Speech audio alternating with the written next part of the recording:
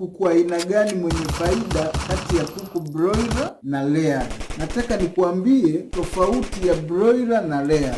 Broiler ni kuku tunaowalea kwa ajili ya nyama ambao unawatunza wiki 4, siku 28 peke yake. Kuku wa mayai layers, wao tunawafuga kwa kusudi la kupata mayai, ambapo wanaanza kutaga wakiwa wana miezi 4, ila kibiashara wakiwa wana miezi 6 ndio mayai yanaruhusiwa kwenda sokoni. Broiler wanakupa faida ya haraka kwa sababu ni muda mfupi. Baada ya siku 28 unauza, unajua umepata faida ama hasara. Lakini layers wanahitaji muda mrefu zaidi ya miezi 4 ukiwa unawatunza wakawa hawajaleta chochote. Tofauti ya tatu, broiler wanataka mfugaji mzoefu mwenye soko la uhakika, kwa sababu wao wanaishi muda mfupi na wanahitaji soko la haraka. Kwa hiyo wanahitaji mfugaji mzoefu mwenye mtandao wa soko aweze kuuza. Ila layers unaweza ukafuga mtu yoyote, kwa sababu mayai hayaharibiki, mayai yapo.